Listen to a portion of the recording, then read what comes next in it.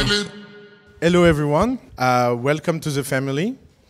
Let's start. So, to put you in context again, what we do at the family, I know I told that 1 million times, but I will repeat it again. The family is not an incubator. Like, we don't define ourselves that way for the very simple reason that we are not in the business of helping people to start business. We are in the business of helping people scale business through an infinite amount of time. So one of the very important rules at the family and the way we build the business at the family is that you never leave the family. It's kind of easy to understand, unless we kick you out. And that's the other approach, because of course you cannot keep all the walking dead that stay in your portfolio. And that's one of the first problem of toxicity of our ecosystem, is that we produce a lot of walking dead. So if you look what we do at the family, is that we built an infrastructure that works as a funnel. The first step of this funnel is the education. Everything with us starts as education. Maybe because one of the reasons I always dreamed to be a teacher, and so it's a way for me to express that. But more importantly, because everything starts about having the good mindset. Like if you look the difference between USA and Europe on a very macro level, it's very easy to feel it when you meet average entrepreneur. When you meet an average entrepreneur in Europe, in US, he will always have a perfect pitch with a perfect plan and a very, very ambitious one. And that will be kind of very common. It will be something like, hi, my name is Steve, and I want to disrupt transportation around the world. It's called teleport. Teleport TM is the first solution to teleport someone from A to B instantly. Thanks to 10 billion raise, we are ready to disrupt this market forever and make the world a better place. So that will be a very traditional American pitch. And then you start to ask questions. So where are you in your product development? Oh, you know, we are looking for 1 or 2 PhD to build that. So what do you have? Nothing. A very good slide deck. If you come to Europe, you will meet, you know, Bernard. Bernard is a researcher at CNRS. So he's very good at presenting things and building things. He's very good at building things, not very good at presenting things. And so Bernard invented teleportation. He pressed a button and someone appeared. And he's like, look, this man, I just teleported, but I don't know who to sell to that because I'm doing my BPI folder. And so he will be very good at product, but not that good at go-to-market. And that's the first mission of the family. Try to transform the mindset of people in a much more go-to-market way, in a mindset that provides them an ambition for business. Like one of the things we learned, we had like this intuition at the beginning of the family, but we are now very convinced about that. If you want to build something from Europe, you have to be much more ambitious in average than if you want to build something from the US. In the US, the infrastructure works so well that you can be average ambitious. In Europe, it's like growing from a poor country. I know that. You know, I come from Lebanon, from a village of 200 people. So what happens when your name is OUSSAMA and you come from Lebanon? You have to be very good at everything because you will always be judged on the worst version of yourself. And that's true for every minority. And being an entrepreneur from Europe, it's exactly the same thing. Because you think you're like the elite because you come from grande école or these kind of things. But none of that exists on the global market. Like, you know, I can tell you that personal story. I was running a company in Paris, and I had 2 co-founders, one from Polytechnique and one from another engineering school. And we was interviewing people to run our office in US, and no one knows what Polytechnique was. And so every time they ask, they had to explain what Polytechnique was. And after a day of interview, the guy was like, oh, yeah, I'm an engineer at La Sorbonne. And the guy was like, wow, that's impressive. La Sorbonne. So of course, from a global perspective, all our French stories and European story, and by the way, it's the same thing in Germany and UK, like it's small market with small problems. Global scale, none of this story count or exist. The truth is that if you want to be on that kind of market, you have to be personally perfect. Your personal level should be above perfection. You should work harder. You should be more ambitious. You should build things that are much more perfect and much less average than anyone in the market, because the infrastructure will not help you. And that's why education is so important at the family, because changing the mindset of people is much more important than doing anything else you can do for them. So I will give you two simple images to understand that. The first one is about mentoring and our passion in Europe for mentoring. One of our problems in Europe in general is all the corporate and governmental mentoring that is available. Because if you look about who is free to give advice to startups, is by definition people that have free time. And who has the majority of free time in Europe? People in big companies. Because people in big companies, they can take time to go and try to teach entrepreneurs things. But what is the problem about that? The problem about that is a problem of nature, and it's a problem of methodology. The first problem is a problem of nature. If you work all your life in a big company, and as good as you are, you can be someone incredible. You can be someone that does this job perfectly. You never know what it means to be an entrepreneur, because it's a natural experience. It's a little bit like the difference between watching porn and making love. You can watch a lot of porns. You can have the feeling to be very, very sophisticated in that. But at the end of the day, it will never help you in real life. And you all know that. So the problem in big companies is that you spend a lot of time learning a lot of things that are very useful in this world, in this nature. It's exactly the same difference between classical physics and quantum physics. Something that is true in classical physics cannot be true in quantum physics. Something true in quantum physics can be very wrong in classical physics. I will give you a very simple example. One of the most common advice I hear from big companies to startups is always pay attention to your branding. Pay attention to your reputation. So let me teach you something. The difference between a startup and a big company is that a big company, by definition, have everything to lose, because you are already big. So screwing is an option. When you are at zero and nobody knows you, it's not an option to have a bad branding, because nobody cares. If you do something wrong or something hard or something radical and it doesn't work, nobody will know. It's not like Le Monde will do one-page headlines about startup number 27. They did a campaign on YouTube. It was gross. So sad. Like that will never happen, because nobody cares. The truth, the first thing you have as a difference is that as an entrepreneur, you have nothing to lose. And that's why entrepreneurs are so dangerous.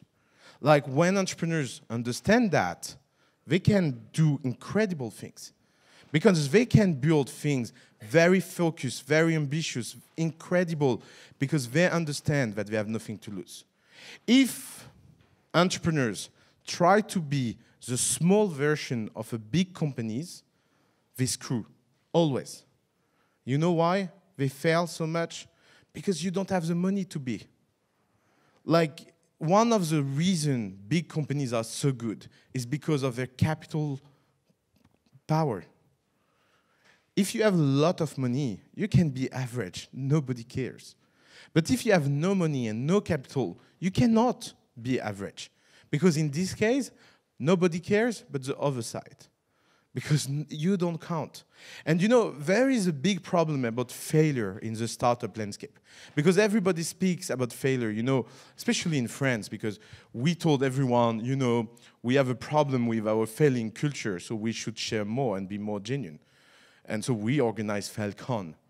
But it doesn't matter, because most of the failure you hear there are elite failure. Like average failure in startup world is 2 guys in a room that you never heard about, that work for 1 year on a product that nobody know. That's average failure in startup. So if working 2 years and nobody notice you is an option for you, you are not an entrepreneur. You should be driven by the ambition of telling people, maybe I will fail, but you will remember me. If you have like that kind of drive, that can help you build something that matters. So that's on the nature aspect of the side. But why big companies can be toxic on the methodological side? It's also because when big companies start to work with startup, there is a big difference of risk. Because for a big company, the time space is very different than yours. Maybe you have 3 months of cash run. They have an infinite amount of cash run. Maybe for you, doing a meeting every 3 weeks is very slow. Doing a meeting for them every 3 weeks is very fast. And that difference of methodology explains why going too soon to talk to big corporation is very dangerous. And that comes down to an education aspect. Because there is a majority of entrepreneurs in the room. So let me tell you what I think. It's your fucking fault. Like, you are responsible of the way big companies treat startups. You are the one that are going to pitch themselves so easily on stage just because there is 1,000 euro to win.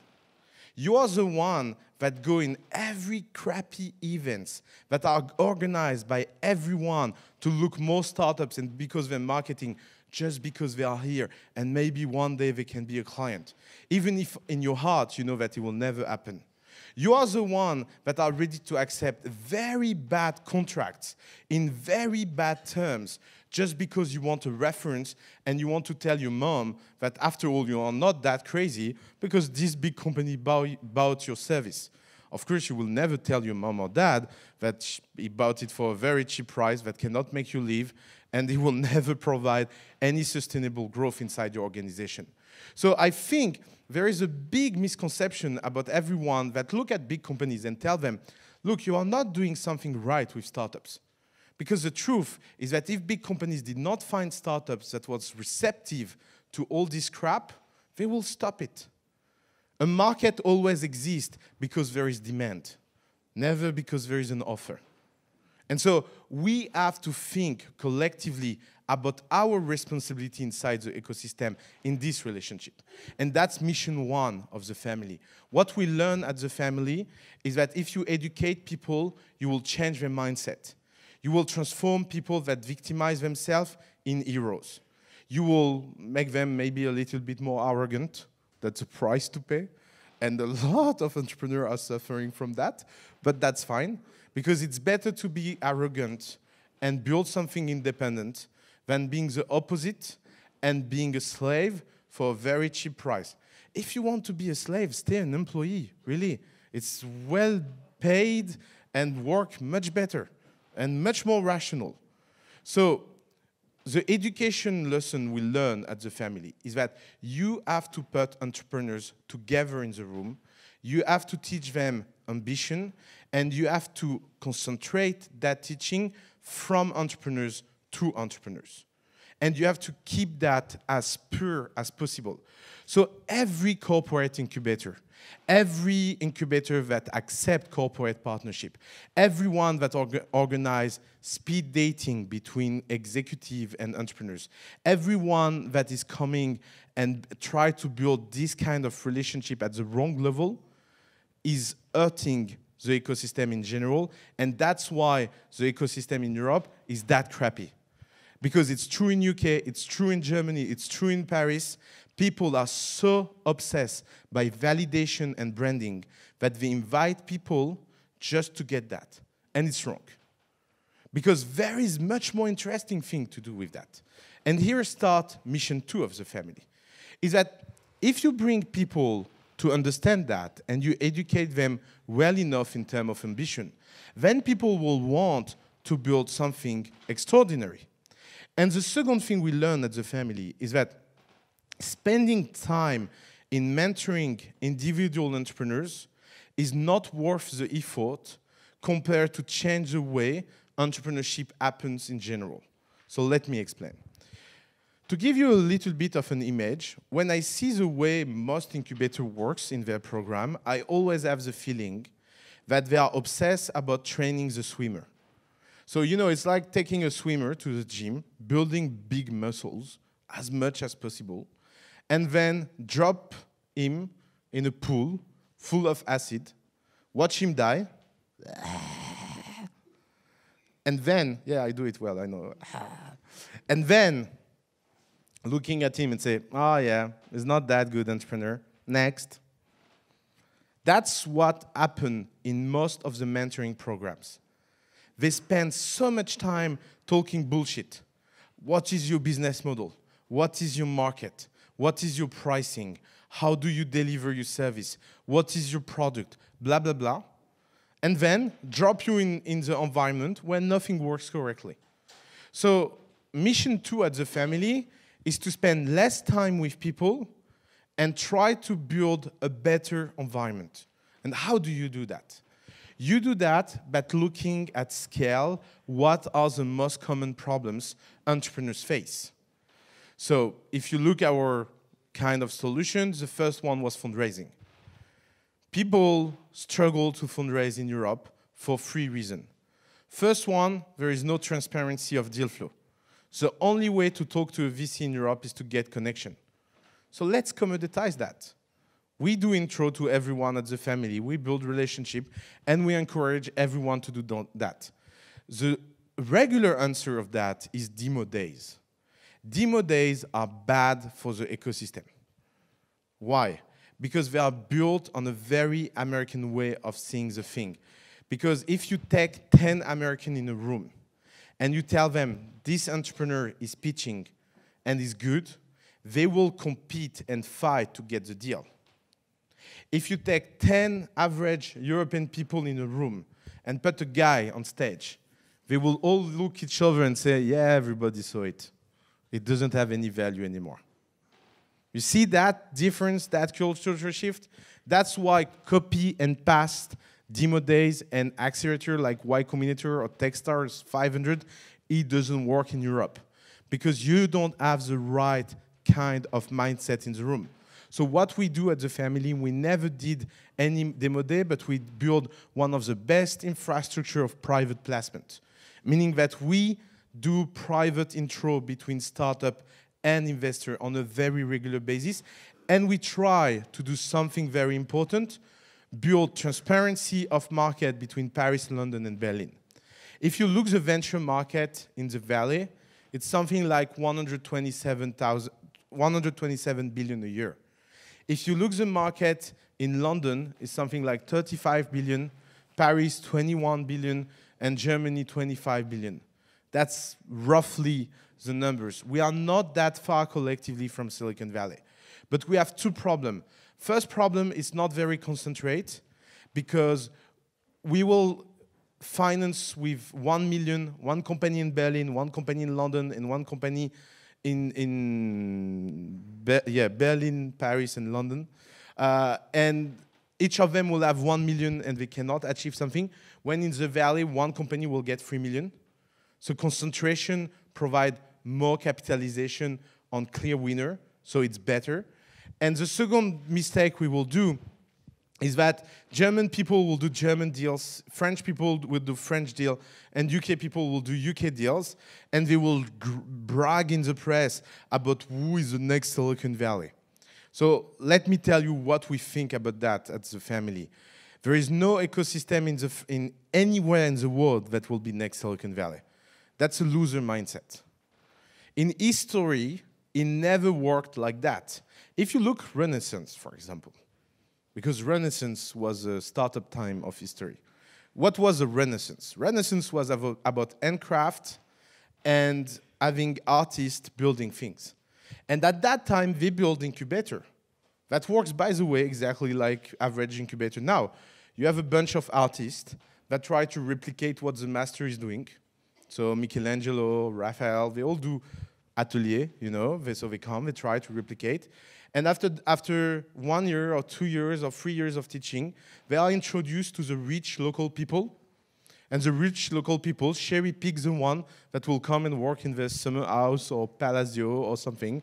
And that built one of the most fascinating hard version of history. When French kings learned and visited Italy through wars, it was less fun, they realized the high level of artistical landscape in Italy at the Renaissance. So first step was about replicating that. So they came in Paris and they say, you know what? Let's open incubators. I went there, I saw incubators, let's open incubators. Of course, it was not incubators, but atelier, but it's funny to see it like that. So they started to take master that doesn't master anything because they wanted local ones. So they took the one they found locally. And then they put students that look at that and try to convince rich people to buy this crap. And it was a huge failure. And that failure happened because we tried to replicate something that was created through context and history. You can never fake history. Like Silicon Valley is such a strange story of lot of luck and so random events that produce Silicon Valley. But when you go in Silicon Valley and look incubators, and you think incubators are the roots of what Silicon Valley is, you did not get. Incubators are a consequence of the culture of the valley. It's because it's open, genuine, very hardworking, and collaborative that incubators are the most natural way to do that. But if you do it the other way, it doesn't work because you import the methodology, but you don't import the culture. And when you plug it, it doesn't work well. And so if you look about our market, what we need to do, it's exactly what they did during the Renaissance, is François Ier that went in Italy, took Leonardo da Vinci and bring him.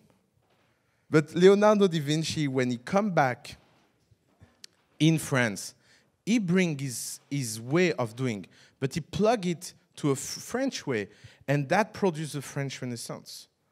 And it has been very unique, and it happened again at the industrial age. And if you look at the scalable and entrepreneurial age we are in, it will not happen in Europe only by copying and trying to be the exact copy of what is happening in the US. We have to find our way. And the way to find our way is to build services that reduce the toxicity and make life of entrepreneur easier. And that's our commitment. If you look at everything we do at the family, our only obsession is to try to reduce the capital cost of startups. If you look what average incubators try to do, what they try to do is to get everyone fundraising. What we try to do is to get everyone not needing any fundraising. And of course, it's not successful yet. It's a really hard work. It takes a lot of time. But every year, the real KPI we'll look internally is are we able to keep people without thinking about fundraising more and more and more. Because we have all a lie in mind. The lie we have in mind is I'm an entrepreneur and I'm defined by the fundraising I'm doing. And because we believe in this lie, we are looking for capital that is more and more toxic. If you look who is investing in startup in Europe, there is more and more dump money. And we should refuse dump money because dump money is very dangerous. And of course, dump money is not defined by the nature of the source of capital. There is some corporate VC we work with at the family that are very smart. And there is some VC that are very dumb, and we try to avoid them. So it's not a question of the source of money, it's a question of the quality. And how quality is defined? By the ambition. Are they here for the long run? Are they here to build a big company? Are they here to take risk with you in partnership as an entrepreneur? If they are not here for that, but they are here for marketing reason or communication reason, don't sell yourself. Prostitution always ends bad. It's a very simple law. And too much entrepreneurs are ready to accept anything because of the money. That's bad. And that should not happen in an ecosystem where people want to build ambitious things. Because it's better to delay and suffer a little bit more and get money in the right condition with the right people at the right level than doing it the other way. So how do we do that? First step, we build an infrastructure to get saving, easy saving. We convince Amazon to give free cloud services. We convince a lot of companies to provide their services. And you see in this case, what is interesting is that instead of considering that as a pro bono, we convince all these big companies that he was the client of tomorrow. So they deploy incredible resources. Amazon built a team to do workshops, technical workshops with our entrepreneurs. They helped a lot of entrepreneurs that struggle with their technical infrastructure. Facebook built deep relationship with social communication in a lot of our portfolio company, helping them to step up.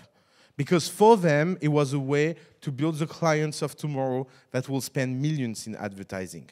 Not because they try to do a communication thing pro bono to help the good young people. No, they do it because they believe that it's a good business on the long term, and business should be the only criteria about how we evaluate if a partnership is good or not. And the second step of our service infrastructure was to say, now that we negotiate deals, let's try to build things that don't exist. I will give you two famous examples. The first one is air. You know, when I came back in France in 2013, convertible note did not exist. And I was like, what? Why you cannot do convertible note? Because there is a monopoly on debt. So no banks will ever accept any breach in that monopoly. So what we built is a new kind of security that you can use for your fundraising without any lawyer, 100% contractual. It has been used by thousands of startups in France, and is one of the first tools of doing convertible note in France. It's open source, it's free, it's online. That is about cleaning the water.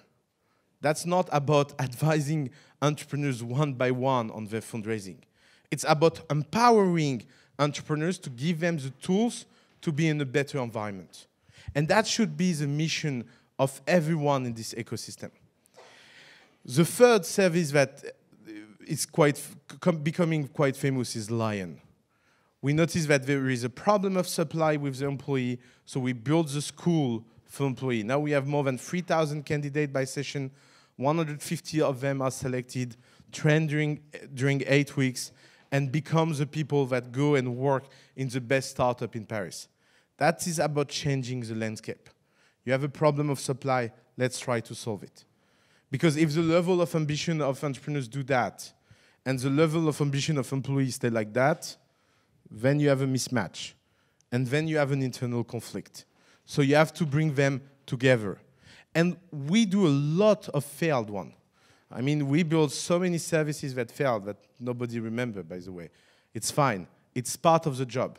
I think in 4 years, we built tens of services that never end up by changing anything.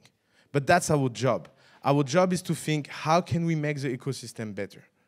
And so in this funnel, if we educate a lot of people, provide service to few hundred of them, then some percentage of that will raise money, and that's our last mission.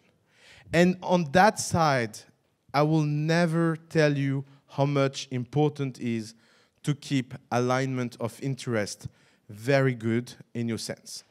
So at the family, we do few things to do that. The first thing is that we take common stock, meaning that we take exactly the same shares than the entrepreneurs.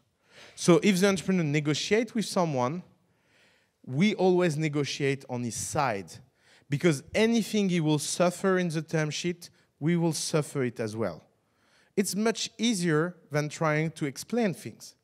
Because if you look what fundraising is about, we did 120 fundraising on the last 4 years. 120, meaning that I did 30 fundraising a year for 4 years. Actually, 10 the first year, and then 30, and it accelerates. So it means that when an entrepreneur comes, he needs to fundraise one. So his level of expertise and knowledge will always be lower than the family one. Because we know the people, we know the market, we know how it works, we know the terms. So what do you need to build? You need to build trust. So you need to have entrepreneurs that trust you. And you need to build leverage, telling the investor that they need to act well, because if they don't, we will punish them, because we are the family. So how do you do that? By keeping alignment of interest. Taking common stock, being exactly treated like they are, it's a way to build trust. Because we make money if the entrepreneurs make money. We make money in exactly the same condition when an entrepreneur makes money. And we have no privilege at all. So if you are smart as an entrepreneur, you know that that means much more than any promises and any contract. That's why we don't sign any contract with our entrepreneurs, because we build something around handshake deal and gentleman agreement and a culture of paid forward. And the funny thing is that every year people are so happy about that they use the service and never give the equity. And for me, that's one of the most funny aspects of the job, because it's a way to select the one that will never be part of our community on the long term. And we are here for 40 years. Like, think about the fact that the average executive team at the family is 30 years old, minus or minus. Some of them more, but not that much. So it means that in 30 years, we will be younger than most of the VC that are working right now in Europe. In 30 years, we will be younger than what the age they have now. So that's long term. That means that we can build something for the long run, and we can build a community that will work together. And that's what is so strange about incubators in Europe and corporate or private one or public one, is that they replicate the batch system, saying to entrepreneurs, we will work with you for 3 months or 6 months, and then you will be by your own. And the funny thing about that is that why it works like that in the US? It works like that in the US because every step of every milestone you reach is very structured. So there is a high level of sophistication at every step, from a consultant perspective, from an advisor perspective, from a mentor perspective, from an investor perspective. So when people say, my specialty is to help people in seed, they know that when seed is done, someone better will take care in Series A, because his specialization is Series A. And when it drops to someone in Series B, he knows that that person is very specialized in that. If you do the same thing in Europe, it's exactly like taking care of your kid for 3 years and then dropping in the jungle and hoping he will survive because 3 years was enough. 3 months is never enough to help anyone in Europe. When we copy and paste that, we forget that the infrastructure was inexistent. And so every corporate program, every incubator, every people that pretend to help startup are so obsessed about the beginning that they forget that the real, true mission is about building a big companies. And what is the problem about that? The problem is that in Europe, we always think that what is hard is to begin with. You know, starting a company is seen as a very adventurous thing, so hard that you need to help people do it. So let me tell you a secret we learned at the family. Every entrepreneur that starts is always obvious. So if you are one of these people that asks himself if he should start or not, don't start. Because if you ask this question to yourself, you are not an entrepreneur. It's very easy. It's a very good test. You think one day you want to start, one day you don't want to start, I mean you don't want to start. Because if you want to start something, it's so obvious, so strong that you just do it. And by the way, you regret doing it, but you cannot, help yourself. I always regret to be an entrepreneur, That's my truth. I would love to be a corporate guy. Taking holidays, having a big salary. I'm sure I will be good without boss. So that was the problem. But most of the entrepreneurs, they don't have a choice. They do it because they have to do it. And so everyone is not an entrepreneur. I know here we write anyone can be an entrepreneur, but anyone is not everyone. And if you don't understand that, look Ratatouille. Everything is explained in this movie. That's where it comes from. So building the right mindset, building the right infrastructure, building the right capital structure in Europe, unfortunately, it's a very long-term and tough game. So what can incubators do better is to try to help people on the long run. And instead of trying to help 10 people a year or 20 people a year in very intense program where they meet everyone in like 6 months and then they meet no one for 10 years, maybe it will be better to think on the long run and ask ourselves, what can we do for the next 10 years of this company?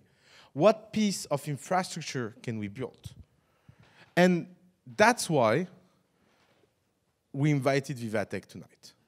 That's the advertising moment. No, I'm kidding. What we like about this event, and what this event gets right, is that they put people in a room with startup to make business together. And that is very important because every B2B companies, they need clients. And so if you can aggregate every client at one place, that will be good. But what is a shame about that event? That is a shame with every corporate event we look, is that half of the startups that are going to this event should not go to this event in the first place. Because their job is to try to invite a maximum amount of entrepreneurs, because it's their business.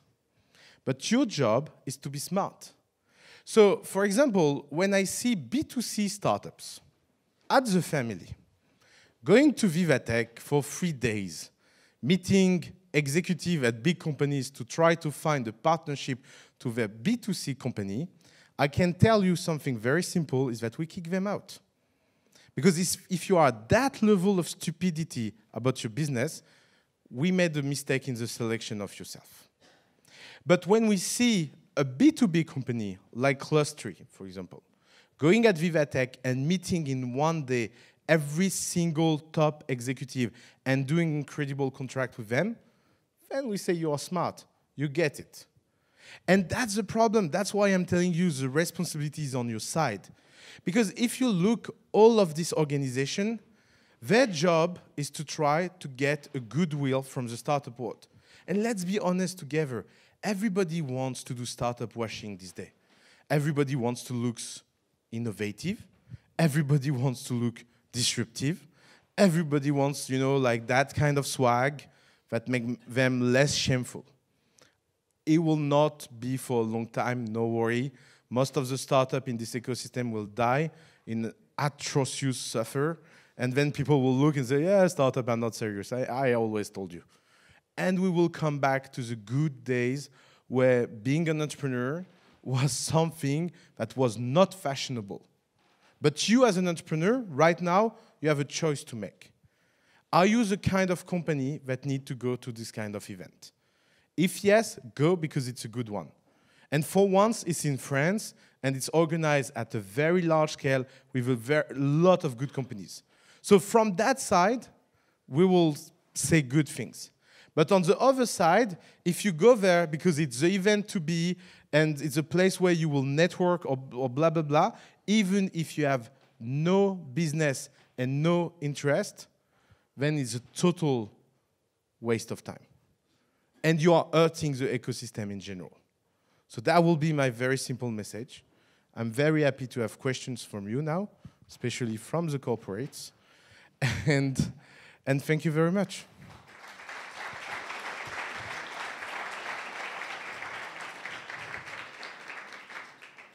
You talk about incubators, and I was wondering, what do you think of startup studio? Startup studios. There is not that many startup studios. For me, the only good one is eFounders, and everybody else, I don't know them, so to say it nice. What do you think of eFounders? Of eFounders? Yeah. Great things. They build incredible companies that all our startups use. So that's the proof that they are doing something right. So incubator is bad, but startup studio can work? No. Not startup studio, eFounders. That's the point. The point is that models don't create quality. Like, if it's like asking me, what do you think about singers? And I start to sing. You will understand that you can sing and be a very bad singer. So you can be a very good startup studio. It's a question of execution. Or you can be a crappy startup studio, like the majority of startup studio. Because what's the problem with the startup studio model is that building a company needs to be an entrepreneurial act, and doing that as a startup studio level, it's very hard. And the only people we know that do that well is eFounders. We never met another one that do that well. Doesn't mean we know all of them, of course. We will be happy to meet more. But most of the startup studio, they are just crap because they are not able to put that entrepreneurial spirit inside the company they build. You said that you were accompanying the companies for the long term, but you know that a startup is a short life of a company. So how do you address the future of companies which are no longer startups? So for us, that's not our subject. We are not consultants. We are not here to help companies to run their business. For us, there is a difference between being a startup and being a company. Being a startup is about looking for your business model. Being a company is about optimizing your business model. And the problem when we tell people that is that so many people come and say, yeah, but me, I have a business model. So a business model is not something you decide. It's something you run at scale, large. And by the way, that's the first problem with European entrepreneurs. Like, I often do that joke about French entrepreneurs when people ask me. I tell them that they are very good Labrador. So French people are very good at training Labrador. You know, it's the favorite dog of the kids. Always nice, very beautiful, always happy, you know, like that. And when he's not nice, you can just tell him to shut down. So that's French startups. And when they are famous in the 8th district, why to work more? I mean, the center of the world knows me, so there is nothing outside. What we want to build is hunting dogs. Only muscles, very strong, done to kill. And they don't stop when they killed everyone in the 8th district.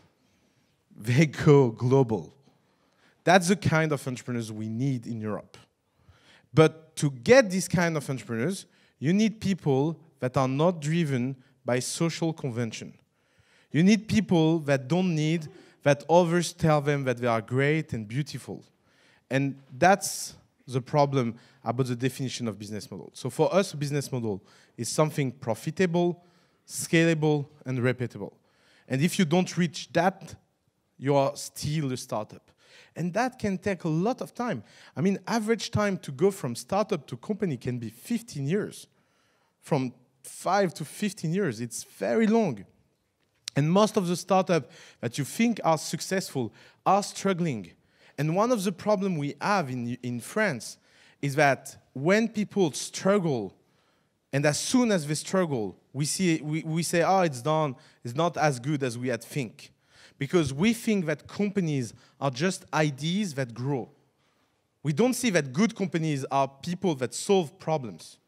So every companies always go by phase where they are struggling and suffering and they are almost dying. Every single company go through that phase, even the most successful one. Even Google or Facebook had moments like that, where everybody inside was like, my God, that will never work. But what they did right was to keep pushing and believing in them. And that's why we need long-term periods.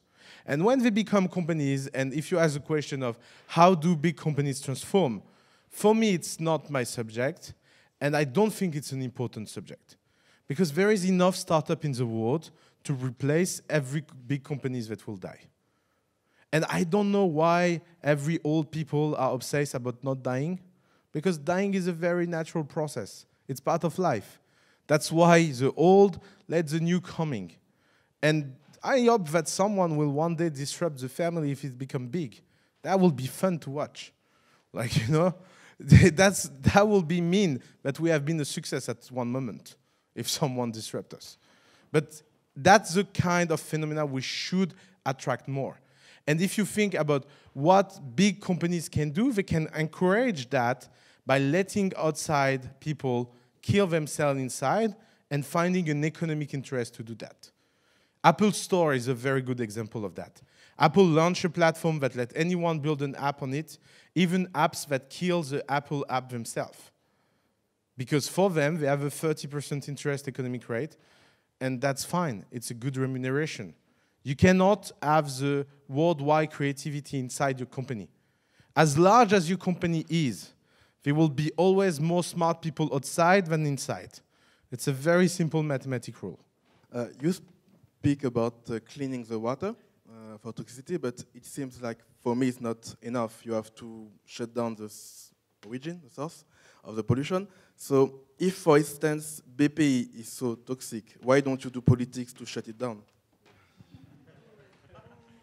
Mic drop. Okay, you have the question of the year. You are officially elected.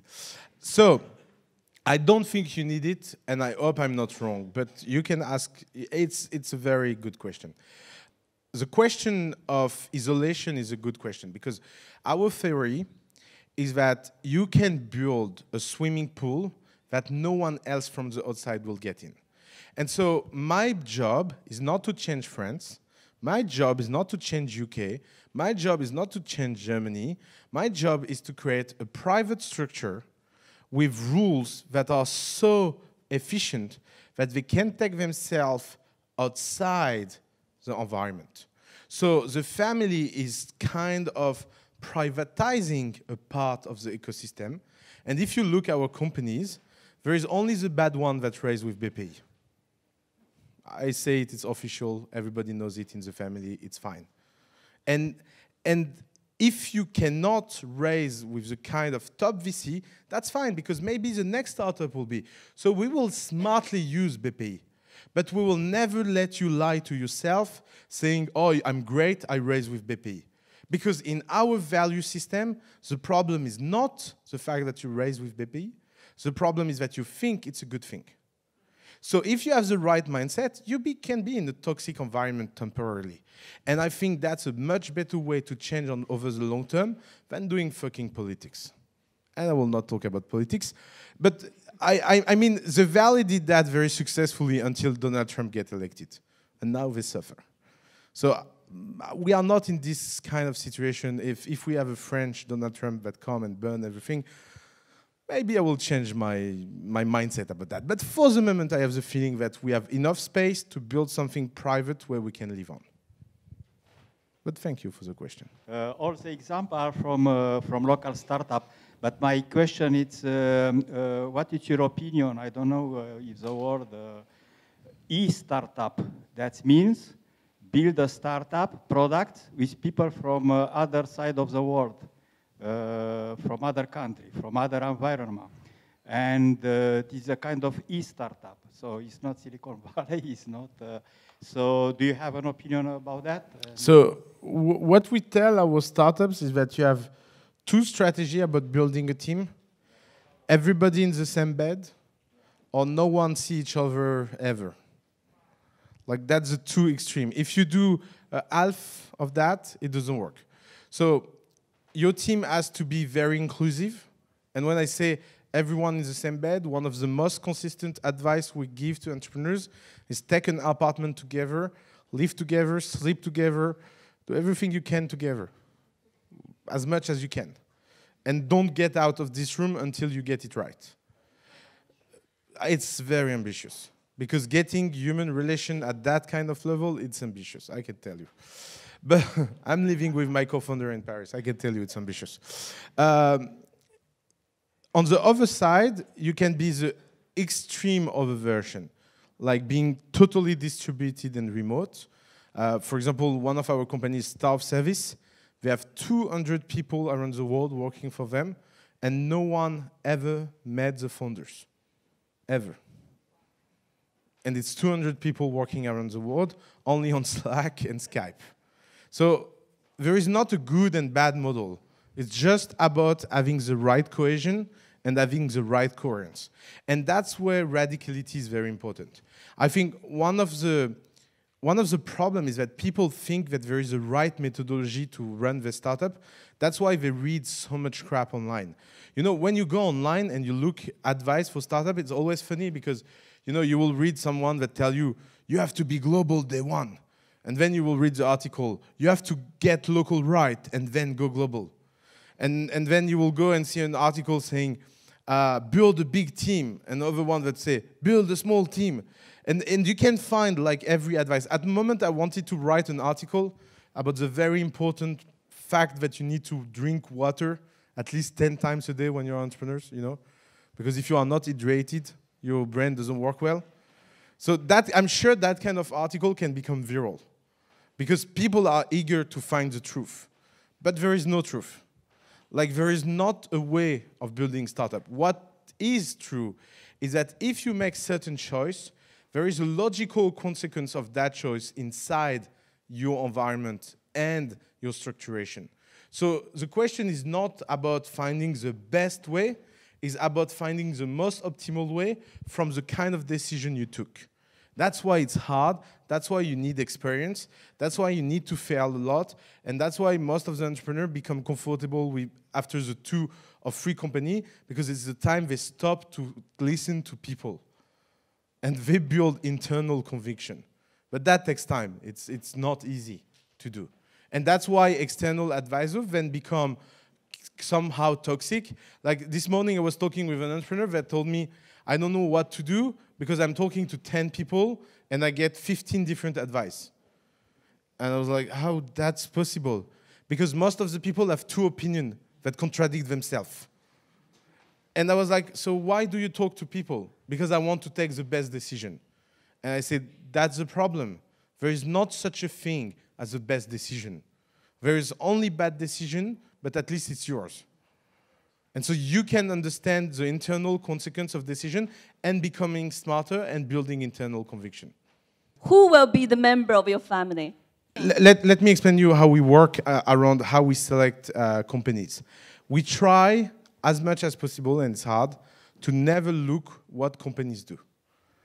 So we try to take our brain off, and it's hard because, of course, we don't do it, we try to do it as an effort, and we try to focus on the team. And on the team side, we try to find 5 things that are very important for us. The first thing is, are we looking at people that have a very high level of determination or not?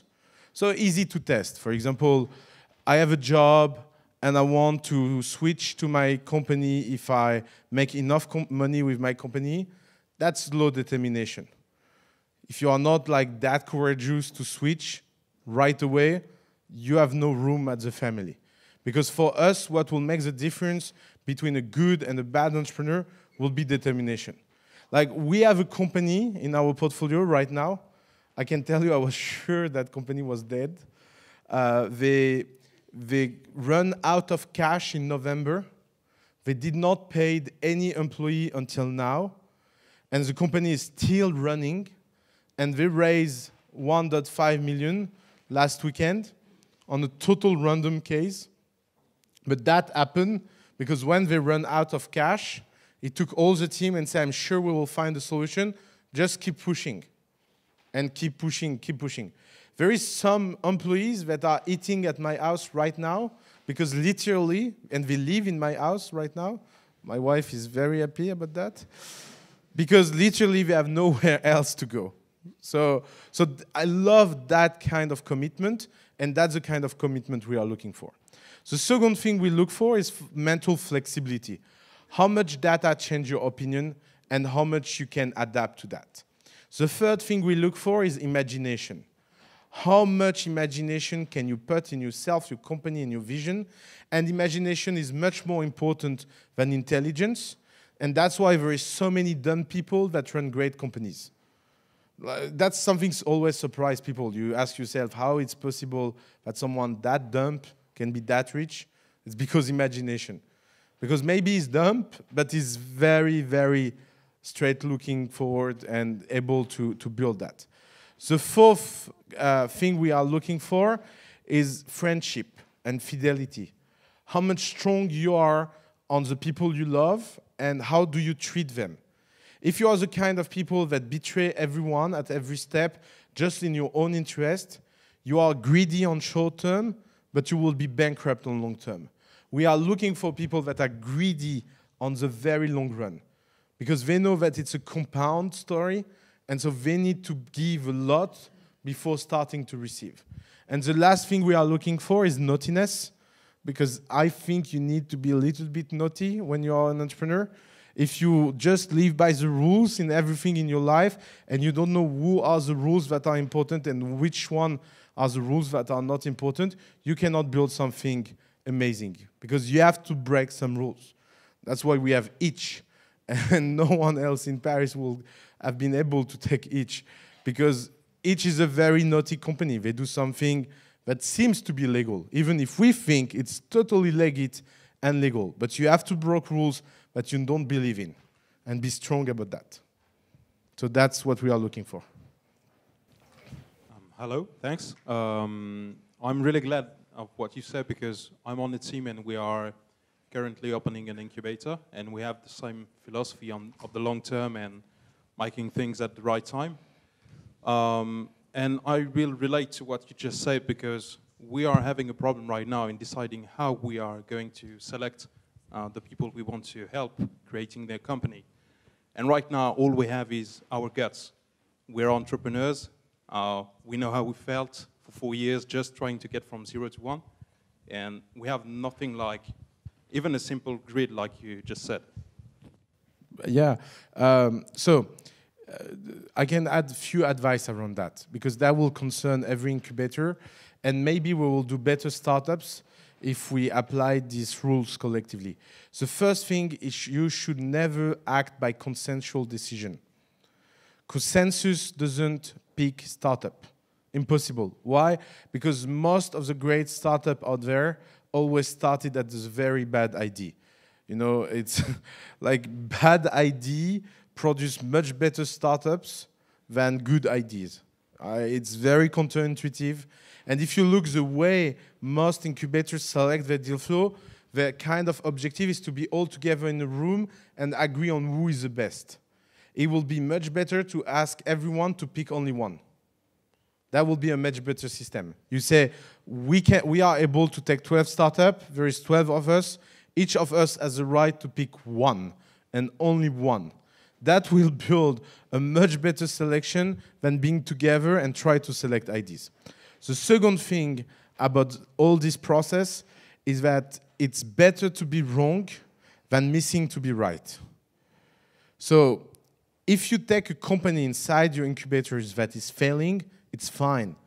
At the worst case scenario, you lost a lot of time because you found a very painful entrepreneur. But if you miss a good one, you will suffer all your life. And you will ask yourself why you have been so stupid that fucking day. It's a very personal story for me. So, because the kind of multiple you lose when you miss a right one, it's huge. It's not 1x. It's 10,000x. So pay attention to that. So when you hesitate, for example, when sometime I hesitate and struggle, I always take it. And so I end up taking very bad companies at the family. But it's better to take very bad companies at the family than missing the good one. And I don't have the feeling that we missed that much good one. We missed good one. But we are quite happy about that. And the third thing about selection, never let external opinion to give you advice. There is something very funny in the startup world, is experts. You know, that's something that always surprised me. Because you have someone that come and tell you, I have a great idea, I will change the way something is done. And then you go to take someone that is doing that for 20 years, and you tell him, what do you think? Nah, it will never work. Oh, sorry, we talk with the best expert in your industry, it doesn't believe you will work in that. Yeah, but that's what I'm explaining you, is that I have a secret, and they are all wrong. So, expertise will always tell you what the market knows. But what is important is what is outside that. So, of course, you have to build a very personal conviction about, for us, trusting people, or trusting the market, or understanding something that no one else understands. But if it's about putting your decision in the hand of someone external that will spend 1 hour, you know. Recently, we had this case about a health startup. So we have one very disruptive health startup in our portfolio, and they pitch an investor that loved the idea, and they say, look, I don't know anything about health, let me ask a MD we know. And the MD was like, wow, this is horrible, it will never work. And the pitch of the startup is about killing the MD. And I was like, who on health and who on earth will be stupid enough to ask someone if he's happy to get disrupted? It's like, and I was like, that's your process? So I'm fine you don't invest, but don't tell me you don't invest because of that, because that's the most weird reason on earth. Of course, if you ask someone that is getting disrupted if it's a good disruption or not, it will say no. Like, imagine here, someone is building a family artificial intelligence version and show that to me. What do you think I will say? I will be like, yeah, cool, I stop everything I'm doing. I will be, no, it will never work, of course. Like, that's a very natural reaction. And I will have this reaction like everyone. But your job will be to be like, I don't care, because I know it's true. And if it's not, it's fine, until next iteration. But it's so strange to put your decision in the hand of someone else. And all this advisory board, expert board, works so weird. It works in late stage, because in late stage, it's about evaluating something that exists. But you cannot do early stage like you do late stage. So to give you an image you will all get in your mind, for me, startups is like kids. Imagine you raise your kids through a Harvard MBA. Imagine what will happen. Imagine how horrible the kid will be. So you take your kid, put it in Harvard, in MBA, and you let the kid for 4 years, and after you get him back and say, so what did you learn? And the kid will be like, nothing. I didn't understand a single thing of what happened for 4 years. That's what we do with startups, is that because we invented things that work for private equity or big companies and blah, blah, we try to apply them on small things. And we are surprised it doesn't work. Take the example of business plan. Why people still do business plan? Like, every time you talk to someone, he always tells you something. Yeah, I did the business plan, but everybody knows it doesn't matter. So why you do it? Like, you have that amount of free time in your life, so you can do something you know it's wrong from day one? And then people say, yeah, but it helped to think about yourself, and it helped to... Yeah, but no. The truth is that it helped nothing. And I never saw someone do a business plan that matters or works or is predictable. Because business plan is a very good tool for big companies. Like, when you run a private equity deal of 300 million and you buy cash flow that you get them financed by a bank, of course you get a great business plan. But it's like when you're an executive from 5 years in a company and you go to do an MBA. You have the tools to understand and take the most of your MBA. If you send a 4-year-old in an MBA, it will work like doing a business plan inside the startup. It will be totally unmatched and very bad for them. So there is way too much things that are done because they look serious and not because they are efficient. And that's one of the problems about the selection. You spoke about European toxicity. And what about good news? What are the advantages of being an entrepreneur in Europe? The toxicity, that's the best news. Like, you imagine what it means. It means less competition, higher challenge, lot of opportunities. If you look at our 10 best startups, 7 of them exist only because France is fucked up. Look, Payfit. Payfit is doing payroll simple. Of course, we will not launch in the US or UK. Like in UK, payroll is one line. What do you launch Payfit? So I did a great software in artificial intelligence to calculate the percentage flat in one line. So when the system works, the opportunity disappears.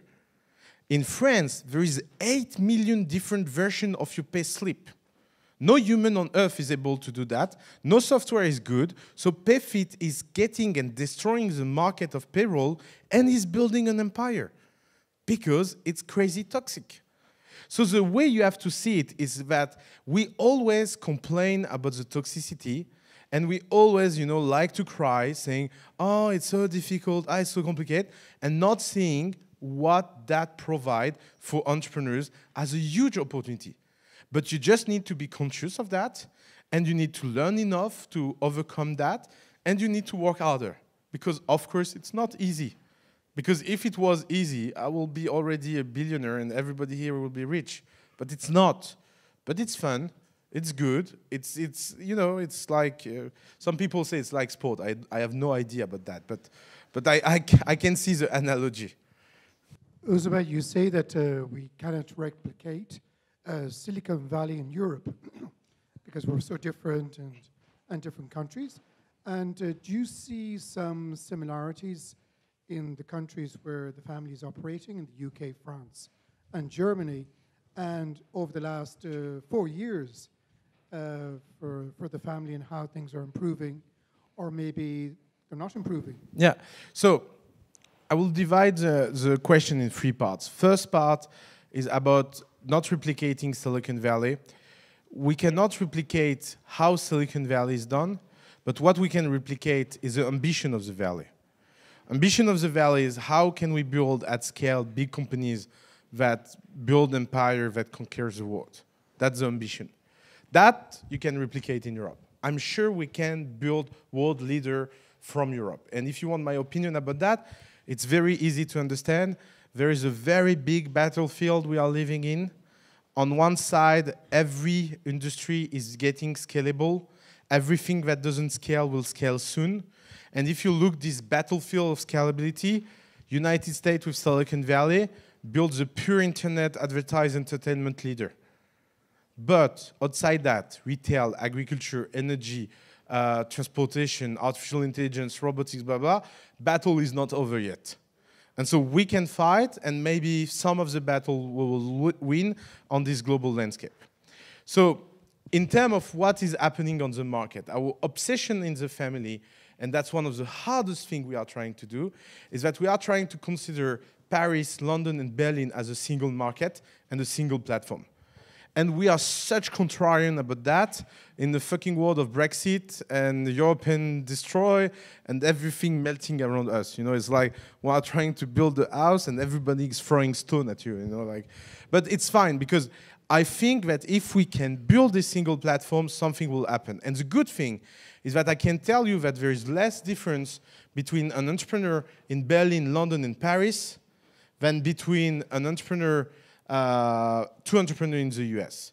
Like the kind of culture and mindset and like, of course, every caricature is good.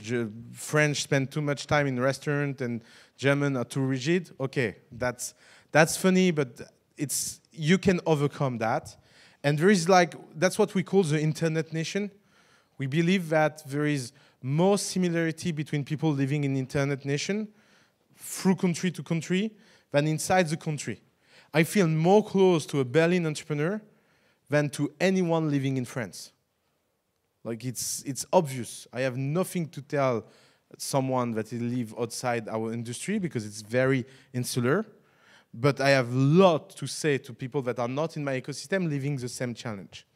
And what we saw in the last 4 years is that everything is on the right track.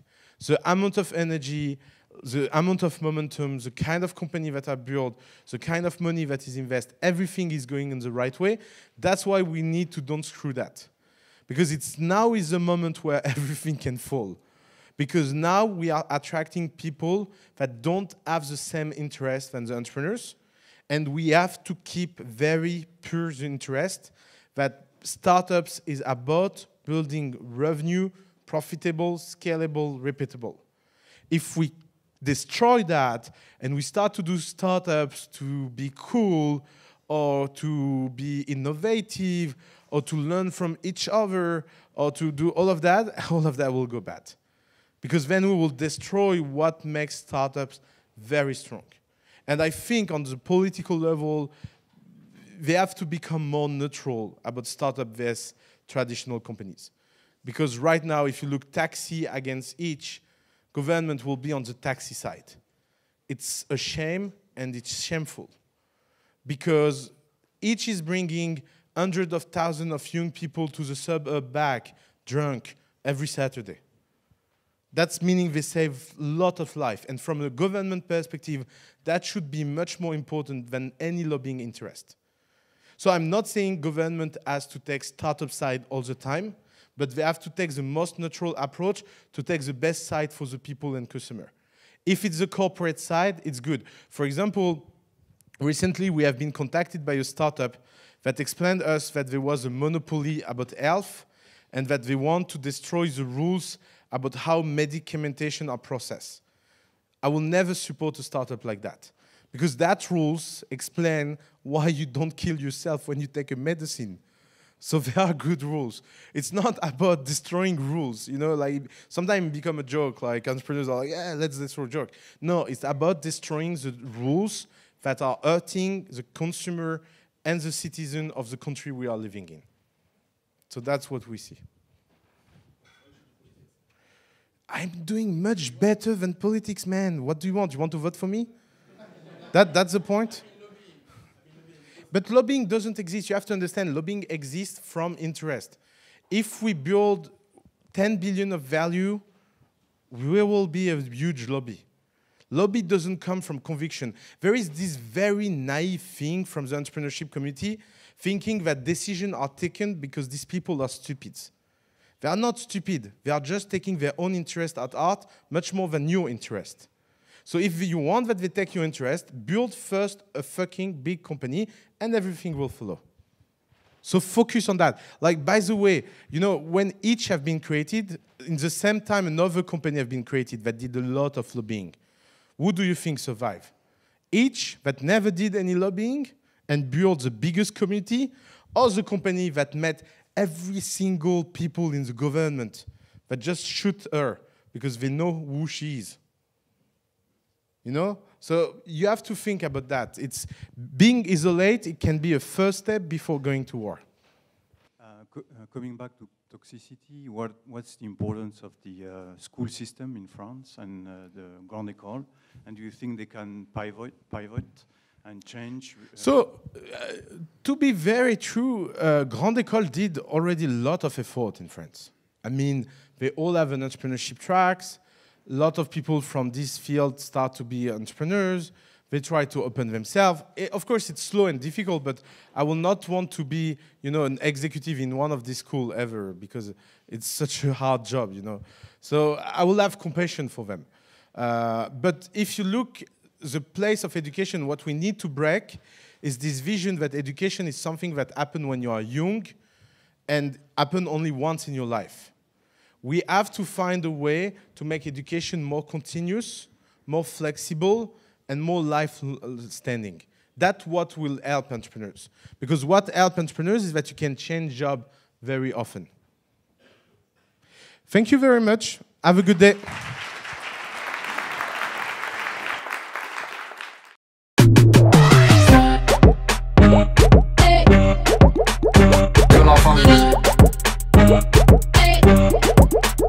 Que la famille.